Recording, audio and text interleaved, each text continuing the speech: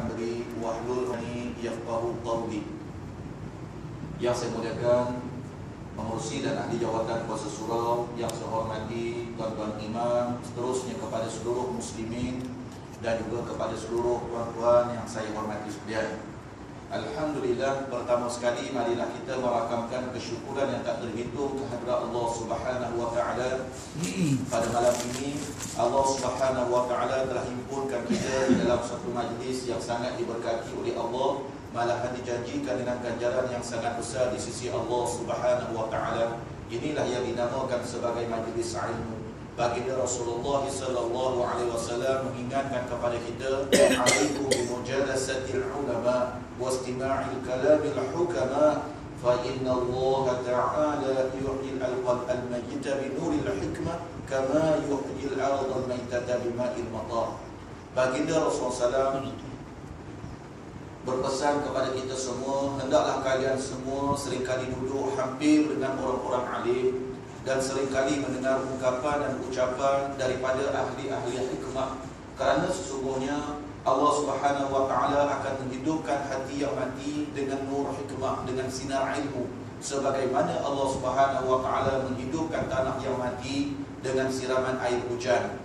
Maknanya baginda Rasulullah SAW membuat satu tamthilan, membuat satu perumpamaan, membuat satu perbandingan, di mana baginda Rasulullah SAW menyatakan bahawa hati manusia ini umpama seperti mana tanah, di mana jika sekiranya tanah itu tidak disiramkan dengan siraman air hujan ataupun dengan siraman air, maka nescaya tanah itu akan menjadi gersang, tanah kita akan menjadi kering kontang. Apabila tanah gersang, tanah yang kering kontang, tanah yang tidak akan dapat menumbuhkan apa-apa tumbuhan di atasnya, nescaya tanah itu tidak akan ada nilainya, tanah itu tidak akan membawa apa-apa manfaat kepada dirinya dan juga kepada orang yang berada di persekitarannya. Maka begitulah juga dengan hati manusia, maka begitulah juga dengan jiwa manusia. Jika jiwa manusia tidak disiramkan dengan siraman yang tertentu, maka nescaya hati manusia juga akan menjadi kering kontang, hati manusia juga akan menjadi gersang, hati manusia juga tidak akan dapat memberi manfaat kepada dirinya dan juga kepada orang lain. Maka sebab itulah hendaklah kita suburkan hati kita, hendaklah kita segarkan hati kita, hendaklah kita siramkan hati kita, seperti mana yang disebut oleh Fatah Al-Busiri rahimahullah ta'ala di dalam kata-kata masyhurnya, di mana beliau membuat satu perbandingan bahawa hati manusia umpama seperti mana tubuh badan manusia.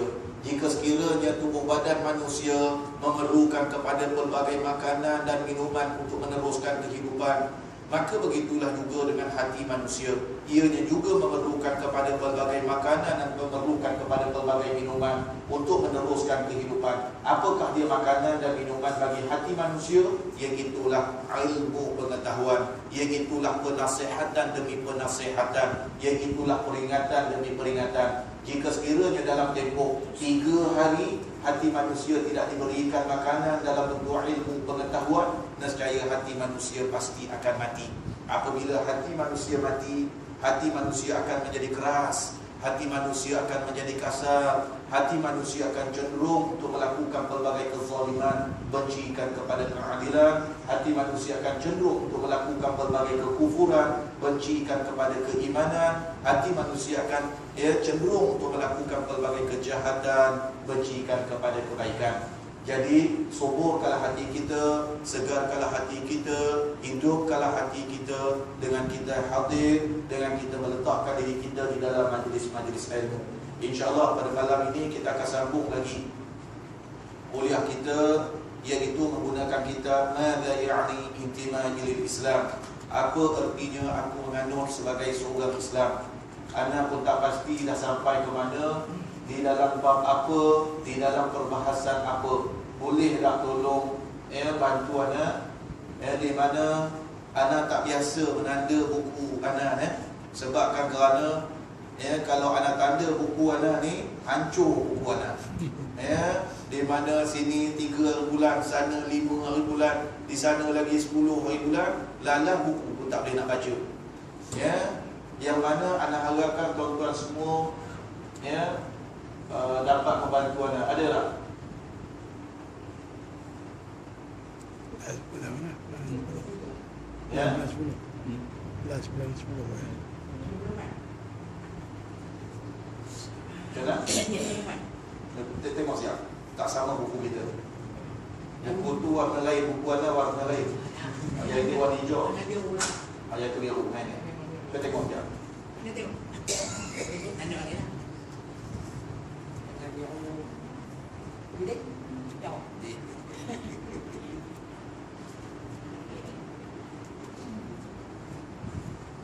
Di hari last bulan 10. Bulan 10.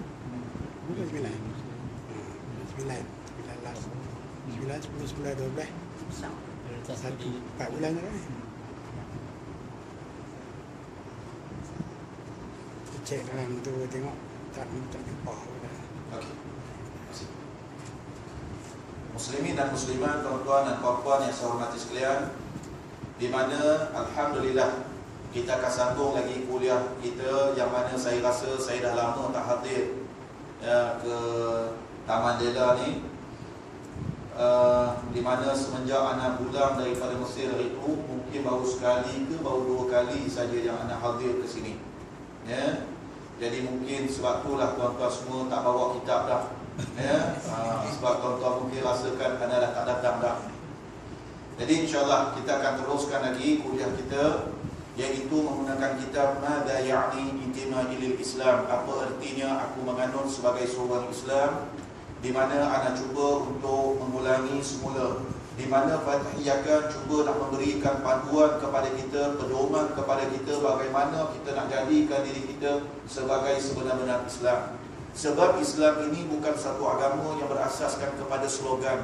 Islam juga bukan berasaskan kepada laung-laungan. Islam juga bukan berasaskan kepada angan-angan. Islam juga bukan agama yang berasaskan kepada baka-bakaan ataupun turun-turunan. Tetapi Islam perlukan kepada kefahaman, Islam perlukan kepada penghayatan, Islam perlukan kepada keilmuan, Islam perlukan kepada pengamalan. Sebab itu bila diajukan pertanyaan kepada Imam Ghazali, ma huwal Islam ya Syekh, apa yang dikatakan Islam itu wahai tuan guru? Lalu Imam Ghazali mengatakan bahawa al-Islam qawlu bil lisan wa tasdiqu bil jinan wa 'amalu bil arkan. Islam itu terbina di atasnya 3 perkara, iaitu dilafazkan dengan lisan, ya, dibenarkan dengan hati dan perasaan, dan juga diamalkan dengan anggota tubuh badan. 3 benda ini ianya adalah saling kait mengait di antara satu sama lain, ianya saling sempurna menyempurnakan di antara satu sama lain, ianya saling sokong menyokong di antara satu sama lain. Sebab itu tidak dikira sebagai seseorang itu Islam kalau hanya Islam hanya sekadar pada lisan. Tidak juga dikatakan sebagai seseorang itu sebenar-benar Islam kalau hanya sekadar Islam pada perasaan. Dan tidak juga dikatakan sebagai seorang itu Islam kalau hanya sekadar pengamalan, tetapi tidak pada perasaan dan juga tidak pada lisan. Sebab itulah apabila ketiga-tiga perkara ini ianya saling sempurna menyempurnakan, antum mukminuna haqqan, maka inilah yang dikatakan sebagai kamu adalah sebagai seorang muslim yang sebenar-benarnya. Maka sebab itulah Fathiyakan cuba untuk mengenal kepada kita semua bagaimana kita nak menjadikan diri kita sebagai seorang yang sebenar-benar Islam. Sebab itu beliau memulakan, iaitu saya mesti muslim daripada sudut aqidah. Ada 19 syarat untuk menjadikan diri kita sebagai seorang muslim daripada sudut aqidah. Kemudian dia masuk kepada bahagian yang kedua pula, rukuk yang kedua pula, iaitu saya mesti muslim daripada sudut ibadah. Ada 9 syarat pula, ya, iaitu 19 campur dengan 9 berapa? 28. Ya, 19 campur dengan 9 ada berapa? 28. Ya, kemudian seterusnya di dalam rubuk yang ketiga, bahagian yang ketiga pula, saya mesti muslim daripada sudut akhlak. Ada 7 syarat. Bermakna keseluruhannya ada 35 syarat. Apabila menepati 35 syarat tersebut, barulah kita dikatakan sebagai muslim daripada sudut peribadi kita. Tetapi belum lagi dikira sebagai muslim secara keseluruhannya. Sebab Islam ini bukan hanya sekadar Islam pada peribadi. tetapi ianya perlu Islamkan kepada keseluruhan perkara. Maka sebab itu di dalam bahagian yang kedua, Fathiyah telah meletakkan pula bahawa Muslim daripada sudut kekeluargaan, iaitu yang dinamakan bahawa saya mesti Muslim terhadap ahli keluarga saya. Sebab Islam ni umpama kalbunyan, umpama seperti mana sebuah bangunan, umpama kal jasadi, umpama seperti mana tubuh badan kita, ianya saling sempurna menyempurnakan, ianya saling sokong menyokong di antara satu sama lain. Sebab itu tidak dinamakan sebagai sebuah bangunan yang kuat kalau sekiranya ada daripada kalangan juzuk-juzuk tertentu di dalam bangunan ini yang tidak kokoh. Nescaya bangunan ini pasti akan mudah roboh. Umpama kalaulah sekira kita mengatakan bahawa pada bangunan itu tiang adalah satu perkara yang sangat penting. Cuba bayangkan kalau sekiranya tiang itu yang kita katakan penting, tiang adalah sangat kokoh, tetapi bagaimana kalau sekiranya lantai tidak kokoh? Bagaimana dengan keadaan kalau sekiranya dinding tidak kokoh? Bagaimana keadaan kalau sekiranya ceiling tidak kokoh? Bagaimana kalau sekiranya atap tidak kokoh? Apakah bangunan ini hanya akan kokoh dengan sekadar tiangnya sahaja? Sudah tentu bangunan ini tidak akan menjadi bangunan yang kokoh, nescaya bangunan ini pasti akan roboh. Maka begitu juga kalau sekiranya dinding mendakwa bangunan ini kokoh disebabkan kerana dindingnya semata-mata. Apakah dengan sekadar dinding saja kokoh, bangunan ini akan menjadi bangunan yang kokoh? Kalau sekiranya beam dia tidak kokoh, kalau sekiranya lantainya tidak kokoh, kalau sekiranya tiangnya tidak kokoh, kalau sekiranya ceiling tidak kokoh, kalau sekiranya atap tidak kokoh, dengan hanya sekadar dinding saja kokoh, apakah bangunan ini akan menjadi bangunan yang kokoh? Nescaya bangunan ini tidak akan menjadi bangunan yang kokoh. Nescaya bangunan ini bila-bila masa saja pasti akan roboh. Maka itulah sifat pengibaratan Islam itu sendiri. Islam itu kalau hanya sekadar diri kita saja Islam, tetapi kita tidak Islamkan orang yang berada yang berhampiran dengan kita, orang yang menjadi ahli keluarga kita, orang yang hampir dengan kita, orang yang menjadi zuriat kelahiran kita, maka ini belum lagi dikatakan sebagai kita sebagai sebenar-benar Islam. Sebab itu Rasulullah SAW ancam kita. Apa ancaman baginda Rasulullah SAW? Man bata walam yahtamma bi amril muslimin falaisa minhum. Siapa yang tidur nyenyak, yang tak hiraukan tentang apa yang berlaku di persekitarannya, dia bukan daripada kalangan umat Muhammad sallallahu alaihi wasallam. Dia bukan daripada kalangan umat Islam. Kalau Rasulullah SAW sendiri ancam kita dengan ancaman yang sedemikian rupa, maknanya tuan-tuan sekalian, Islam ni bukan hanya sekadar Islam pada pribadi. Islam ini bukan hanya sekadar Islam pada diri, tetapi kita perlu Islamkan suasana yang berada di sekeliling kita. Kita kena Islamkan masyarakat yang berada di sekeliling kita. Dan kita kena Islamkan ahli keluarga-keluarga kita, yang terdiri daripada isteri kita, yang terdiri daripada anak-anak kita, yang terdiri daripada ipar dua kita, yang terdiri daripada sanak saudara kita, yang terdiri daripada jiran tetangga kita. Sebab itu kalau kita renung apa yang disebut oleh seorang tokoh, pemimpin Ikhwanul Muslimin, iaitu Imam Hudaybi. Imam Hudaybi pernah sebut di dalam kata-kata masyhurnya di dalam perhimpunan Ikhwan, di mana beliau mengatakan bahawa aqimu daulatal islamiyyati fi nufusikum thumma takum fi biladikum. Tegakkanlah negara Islam itu dalam diri-diri kamu, nescaya akan tertegaklah Islam itu di atas tanah air kamu. Sebab nak tegakkan Islam di atas tanah air kita, dia bermula daripada juzuk, iaitu juzuk yang terkecil, iaitu individu, kemudian dia berkembang menjadi keluarga, daripada keluarga dia berkembang menjadi masyarakat, dari masyarakat dia akan menjadi sebuah negara. Maka kerana itu kalau kita lihat tanggungjawab kita sangat besar. Tanggungjawab sebagai orang Islam ini sangat rumit, iaitu kita bukan sekadar kena jaga Islam pada diri kita, tetapi kita juga kena Islamkan ahli keluarga kita. Di mana kita bukan sekadar kena jaga akidah kita, tetapi kita juga kena jaga akidah anak-anak kita, akidah isteri kita, akidah ipar dua kita, akidah sanak saudara kita, akidah iaitu jiran-jiran tetangga kita, dan akidah pemimpin-pemimpin kita. Di mana tuan-tuan sekalian, cuba kita renung. Heboh diperkatakan pada hari ini tuan-tuan sekalian, iaitu Syiah adalah sesat. Heboh kita marah kepada orang bukan Islam, terutamanya orang Kristian, apabila mereka nak gunakan kalimat Allah di dalam kitab Bible mereka, di mana kita mengatakan ini satu penghinaan kepada Islam. Ini adalah merupakan satu penghinaan kepada Allah Subhanahu wa taala. Mana boleh kalimat Allah itu adalah merupakan kalimat yang khusus kepada orang Islam sahaja, di mana tak boleh diguna pakai kepada orang bukan Islam, tidak boleh diguna pakai di dalam kitab-kitab selain daripada Al-Quran dan juga hadis Rasulullah SAW.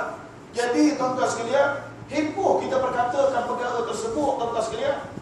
Tetapi apa beza dia tuan-tuan sekalian kita kata Syiah itu sesat? Apa beza dia tuan-tuan sekalian kita katakan bahawa Tuhan haram itu sesat? Apa beza dia tuan-tuan sekalian kita katakan bahawa iaitu orang Kristian yang nak gunakan kalimat Allah itu adalah merupakan satu istihza, penghinaan, dan juga mereka cuba nak sesatkan orang Islam. Apa beza dia tuan-tuan sekalian? Kalau sekiranya seperti mana ucapan yang keluar daripada iaitu tokoh tuan-tuan sekalian, iaitu bekas ketua hakim negara, iaitu Tun Hamid Muhammad, yang mana tuan-tuan sekalian dia adalah seorang yang mana dipandang cukup tinggi, seorang yang pernah pegang iaitu kuasa tertinggi penghukum di dalam negara kita tuan-tuan sekalian, di mana dia mengeluarkan satu kenyataan di dalam satu seminar di peringkat antarabangsa, yang mana beliau mengatakan bahawa tidak ada bukti mengatakan bahawa hukum syarak dan hukum hudud dapat menyelesaikan jenayah, tetapi menambahkan lagi banyak masalah. Cuba bayangkan tuan-tuan sekalian, kalau kenyataan seperti ini tuan-tuan sekalian yang keluar daripada mulut seorang Islam, keluar daripada mulut seorang perundangan Islam, apa bedanya dengan Syiah ini tuan-tuan sekalian? Kita jangan tuding jari kata Syiah sesat. Kita jangan tuding jari kata Tuhan haram sesat. Kita jangan tuding jari mengatakan bahawa orang Kristian sesat, di mana orang yang mengeluar kenyataan-kenyataan ini tuan-tuan sekalian, adik-beradik Tuhan haram juga tuan-tuan sekalian, sesat. Orang yang keluarkan kenyataan-kenyataan seperti ini tuan-tuan sekalian, mereka juga tergolong sama seperti mana orang bukan Islam tuan-tuan sekalian. Kalau orang Islam sendiri pun tak rasa bangga dengan agama Islam dia, tak rasa bangga dengan hukum Islam dia, apa erti dia menganut sebagai seorang Islam? Ni dia kitab dia. Apa ertinya aku menganut sebagai seorang Islam? Apa erti kita menganut sebagai seorang Islam? Kalau sekadar tuan-tuan sekalian, kita sendiri pun tak rasa bangga dengan Islam kita, kita sendiri pun tak rasa yakin dengan hukum-hukum Islam yang ada yang dimiliki oleh kita. Tambah pula apabila Menteri Pendidikan mengeluarkan satu kenyataan di dalam satu perhimpunan mesyuarat, pengarah-pengarah jabatan pendidikan, di mana mungkin ada sini cikgu ada tak? Bekas cikgu ada pun, tinggal bekas je lah. Bekas ni tak ada apa dah. Isinya dah tak ada. Bekas. Jadi tuan-tuan sekalian, cuba kita tengok kenyataan. Ini menteri tuan-tuan sekalian, orang yang mempunyai authority, orang yang mempunyai kuasa, orang yang akan menjadi sandaran kepada negara yang bawa hala tuju negara. Ini bukan orang Norway getah. Ini bukannya Pak Gar. Ini bukannya orang alang-alang seorang menteri. Iaitu di dalam mesyuarat tersebut dia mengeluarkan kenyataan, dia kata kementerian tidak pernah mengeluarkan sebarang arahan mewajibkan kepada pelajar-pelajar Islam menutup aurat dan juga memakai tudung. Oleh itu dia kata mana-mana sekolah, guru besar, pengetua ataupun guru yang memaksa mana-mana pelajar Islamnya supaya menutup aurat dan juga memakai tudung, ianya adalah merupakan bertentangan dengan prinsip kementerian. Sila laporkan segera kepada kementerian. Jadi tuan-tuan sekalian, cuba kita renung tuan-tuan sekalian. Cuba kita fikir tuan-tuan sekalian, yang keluar kenyataan ini daripada siapa tuan-tuan sekalian? Yang kita tondeng jari mengatakan Syiah sesat, yang kita tondeng jari kata iaitu Kristian sesat, yang kita tondeng jari kata Ayah bin sesat, yang kita tondeng jari kata Tuhan Harun sesat. Bukankah ini juga satu kenyataan yang mana tergolong daripada kalangan golongan pugang-pugang sesat? Di mana tuan-tuan sekalian? Sebab itu kalau kita tengok tambahan pula apabila satu perlawanan bola sepak di antara JDT Johor Darul Ta'zim melawan T-Team Terengganu, kelab Terengganu. Tuan-tuan baca apa ni? Di mana tuan-tuan sekalian? Tuan-tuan kena baca suara. Kena baca berita hairan, kena baca utusan lawyer pun kena baca.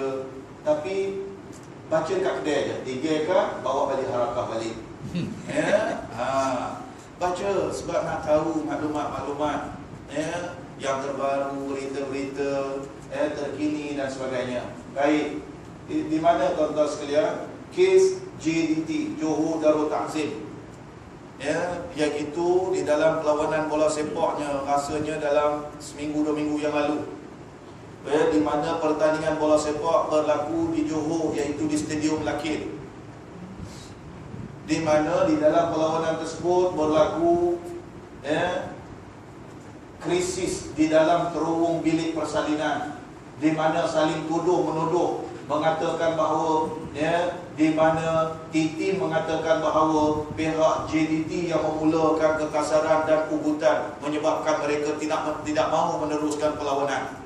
Manakala JDT pula kata tuduh Titi yang melakukan kekasaran dan juga melakukan pelbagai ugutan. Jadi tuan-tuan sekalian, tuduh-menuduh berlaku. Akhirnya tuan-tuan sekalian, di mana nak tunjukkan ni adalah kebenaran, bahawa nak tunjukkan bahawa mereka adalah di pihak yang benar, lalu mereka pun iaitu Menteri Besar Terengganu pun panggil semua Menteri Besar Terengganu Menteri Besar Terengganu pun panggil semua pegawai-pegawai bola sepaknya untuk angkat sumpah di hadapan Al-Quran, di mana mereka angkatlah sumpah di hadapan Al-Quran, di mana tuan-tuan sekalian kita anggap bahawa inilah kaedah Islam yang sebenarnya, di mana bila timbul saja perselisihan, angkat sumpah di depan Quran. Ana takut lama-lama macam ni akhirnya jadi sesumpah, di mana tuan-tuan sekalian Al-Quran ini bukan tempat untuk sumpah-sumpahan. Di mana coba ya kalau berlaku perselisihan pula artis tuan-tuan sekalian, peluk sana peluk sini berselisih tuan-tuan sekalian, jom kita sumpah depan Quran. Di mana main bola sepak pakai slow pendek, tiba-tiba nak sumpah dengan Quran. Cuba fikir tuan-tuan sekalian, main sendiri tak ikut syarak, tiba-tiba tuan-tuan sekalian suruh hukum syarak, nak hukum kedema tuan-tuan sekalian. Di mana tuan sekalian itu pun sekadar bersumpah atas Quran, di mana hukum yang ada dalam Quran tersebut tak nak guna tuan-tuan sekalian. Ini masalah dia. Sekadar tuan-tuan sekalian ambil Quran, sumpah atas Quran tuan-tuan sekalian, ini namanya istihza. Ini namanya ialah penghinaan kepada Al-Quran. Kita tuan-tuan sekalian kalau nak bersumpah dengan Quran ni, kita kena terlebih dahulu laksanakan hukum-hukum yang ada dalam Al-Quran ini, menunjukkan bahawa aku betul-betul percaya kepada Al-Quran. Bukan sekadar Quran ini dia jadikan alat untuk sumpah saja, akhirnya jadi sesumpah tuan-tuan sekalian. Sikit-sikit sumpah, sikit-sikit sumpah. Jadi ni dia tuan-tuan sekalian, ni dikatakan apa ertinya aku menganut Islam. Sebab itu Rasulullah SAW ingatkan kepada kita, akan tiba satu zaman la yabqa minal Islam illa ismu. Tak ada apa yang tinggal pada Islam ini, mereka hanya sekadar pada namanya saja. Tak ada apa yang tinggal. Islam ni, akhir zaman ni hanya sekadar tinggal pada nama saja. Bila sebut nama Islam, tambah pula tuan-tuan sekalian, ya, apabila baru-baru ni dibuat satu seminar pemikiran Pak Kasim. Kata baca lah, ya, tuan-tuan tengok, ya, tu ada telefon hebat-hebat tu, buka, tengok, baca seminar pemikiran Pak Kasim, ya, di mana tuan-tuan sekalian, manusia yang namanya Kasim Ahmad ni dulu dah diisytiharkan oleh pihak JAKIM, dah diisytiharkan oleh jabatan-jabatan agama Islam dan juga oleh mesyuarat mufti-mufti seluruh Malaysia. Jawatan Kuasa Syariah seluruh Malaysia memutuskan bahawa di mana Kasim Ahmad ini adalah merupakan seorang yang terkeluar daripada Islam, dan bukunya adalah buku yang akan merosakkan akidah Islam, iaitu hadis satu penilaian semula. Jadi tuan-tuan sekalian, hadis dia menyebut, di dalam buku tersebut dia menyebut, dan malahan di dalam seminar pemikiran yang baru-baru ni dilaksanakan di Seri Perdana pula tu tuan-tuan sekalian, yang dirasmikan oleh siapa dia tuan sekalian? Tun Mahathir Mohamad. Dua sama. Bekas Perdana Menteri tuan-tuan, bukan aku. Sama ya. Jadi tuan-tuan sekalian, cuba bayangkan, diberi peluang untuk membuat satu seminar di satu tempat tuan-tuan sekalian, Seri Perdana, kemudian dirasmikan oleh tokoh-tokoh besar tuan-tuan sekalian negara. Dia disebut negarawan ni tuan-tuan sekalian. Negarawan ke tak tentu haluan ni. Jadi tuan-tuan sekalian, cuba bayangkan, manusia seperti mana Kasim Ahmad ini diberikan ruang, diberi peluang untuk berseminar tuan-tuan sekalian. Tuan-tuan sekalian, ini apa perkaranya tuan-tuan sekalian? Ini apa bendanya Islam ke kita ni tuan-tuan sekalian?